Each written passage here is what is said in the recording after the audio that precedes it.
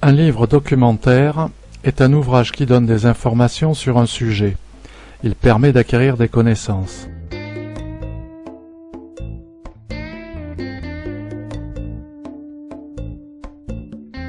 Cet ouvrage d'histoire nous apprend par exemple la configuration du siège d'Alésia par l'armée de César.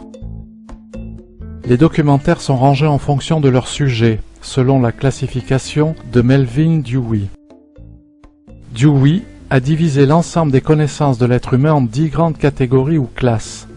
Chaque classe est elle-même divisée en 10, les divisions. De même, chaque division est segmentée en 10, les sections.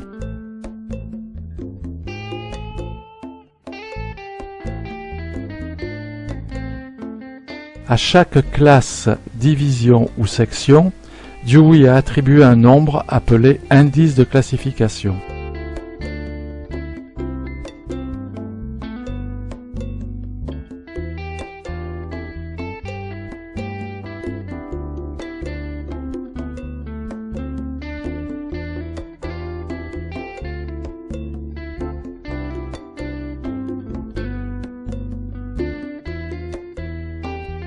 Un ouvrage de mathématiques aura l'indice de classification 510. Un livre parlant du règne du pharaon Toutankhamon portera l'indice de classification 932. La cote des documentaires est constituée par l'indice de classification correspondant au sujet traité, auquel on ajoute les 3 premières lettres du nom de famille de l'auteur. Quelle est la cote du livre Les guerres romaines ? Identifions d'abord son indice de classification. Il s'agit d'un livre d'histoire. Il appartient donc à la classe 900. La période concernée est l'Antiquité. Cet indice de classification sera donc 930. Comme son titre l'indique, il concerne la civilisation romaine.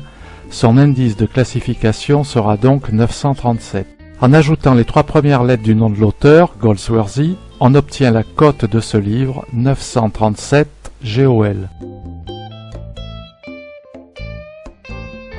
Au CDI, les documentaires sont rangés par ordre croissant de leur indice de classification, de 000 pour le premier à 999 pour le dernier.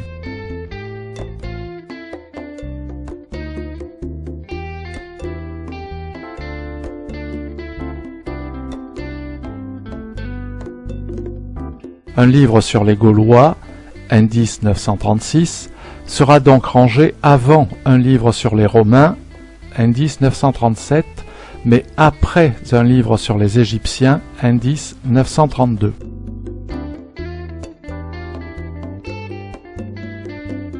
Pour vous aider dans les rayonnages, chaque grande classe est identifiée par des couleurs et des porte-étiquettes vous indiquent les principaux indices de classification.